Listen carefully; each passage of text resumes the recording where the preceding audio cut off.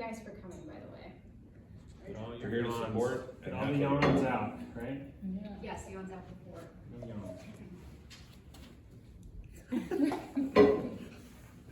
Proof. She's here. Proof. Let me know when you're ready, Courtney.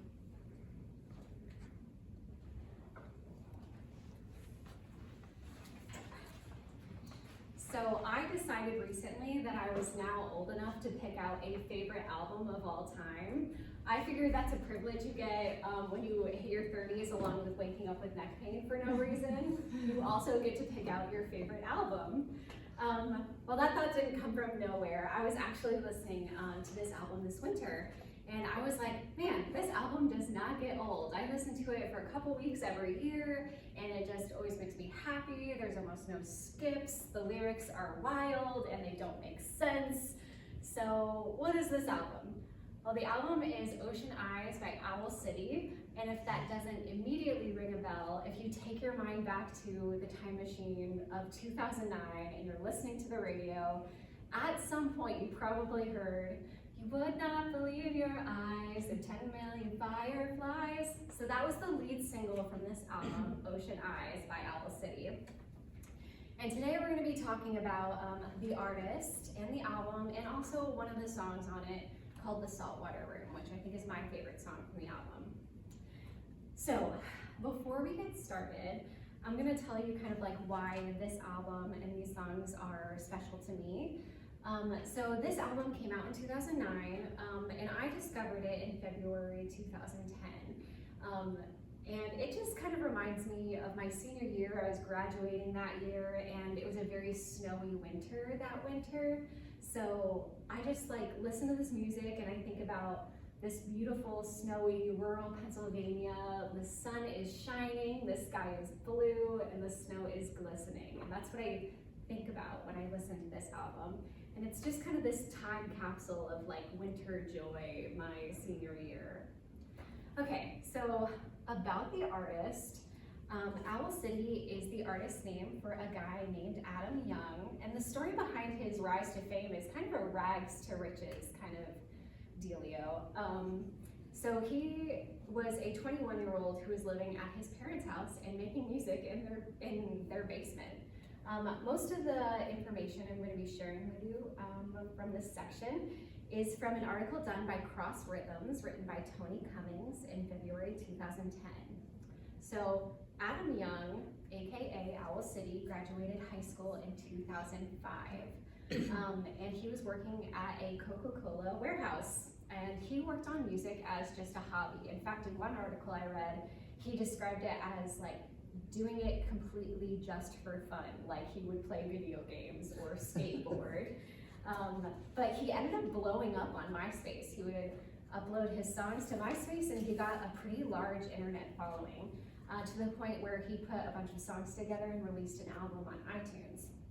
And that iTunes album, Maybe I'm Dreaming, did really well, and then it got record label interest, and he ended up signing with Universal Republic. So during this time, he was struggling with insomnia.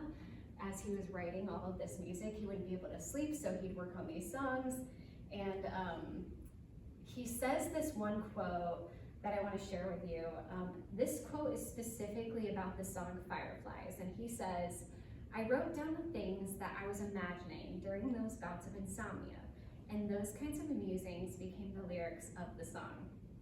That's a quote from Adam from an article on Discover Music by Raheem Daly, and that was published last year in July of 2024, that particular article. But this whole album sounds like a dream with its really weird lyrics.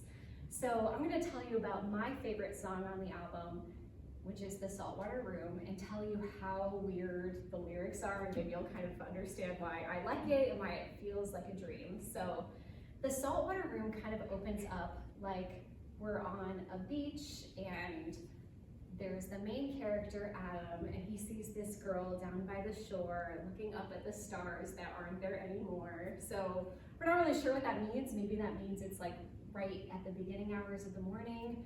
And then he shares this weird anecdote that doesn't make sense about being an introvert and being cold. And while he's sharing this anecdote, we're all of a sudden on a New York City subway, or maybe multiple subways. It's really confusing, wild lyrics.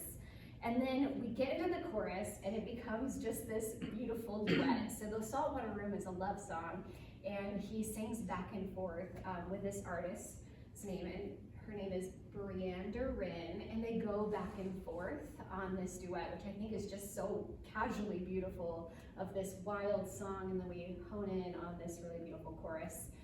I'm gonna read you some of these lyrics because I just love them, and I'm gonna have you guys pay attention to who's singing. So Brienne opens up and she sings, "Time together isn't ever quite enough." He replies, "When you and I are alone, I've never felt so at home. What will it take to make or break this hint of love? Only time, only time." And then I'm going to this next slide because you can see the parallelism that he's doing with this song. So this is the second part of the chorus. And this is cool because he's mirroring everything going on in the first part of the chorus, even using the same rhymes, but he's shifting the meaning a little bit. So we get to the second part and it says, "When we're apart, whatever are you thinking of?" Adam sings, "If this is what I call home, why does it feel so alone?" She asks, "So tell me, darling, do you wish we'd fall in love?" He answers, "All the time," and then together they sing "All the Time," which I just think is absolutely beautiful. I love it. I love this chorus. I love this song. I think the weirdness of the dream coming into this really beautiful and poetic chorus is just awesome, and I love it. Some of this isn't all my original work. I actually saw someone do this on Reddit. Their name is CJ33333. That's not one of my official sources, but I do want to give some of this work some credit. So, what did everyone think about this album when it came out? What did the critics think? Well, to my complete surprise, not everybody loved this album as much as I did. In fact, there were some really harsh critics that I saw online. But there was one insightful critic that I want to share his quote with you, because I think what didn't work for him in this album is the exact reason it kind of works for me. And I'm going to read you this here. Okay, so this is a reporter from the BBC. Their name is Fraser McAlpine. This was published in 2010. And he says, "It's understandable that his music has ended up as unfocused as it is, given that he only started working on Owl City material as a way to tackle a nasty bout of insomnia. His songs are riddled with rhyming couplets which could only make sense at 4 a.m. or have melodies which snoozily refuse to wander too far from their nice comfy roof. They all strike the same tone too. It's late, my eyelids are drooping, and I'm thinking mad thoughts."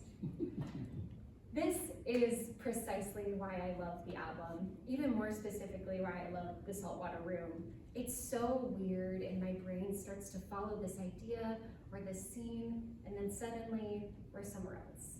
It's 4 a.m. It's a dream, but it's a happy one. Friends, we all love music for different reasons, and different albums will stick with us for the long haul. This album stuck with me with its dreamy lyrics and timeless optimism in the soundtrack. Please go stream Ocean Eyes sometime over the next few days and enjoy the wild ride. Thank you so much.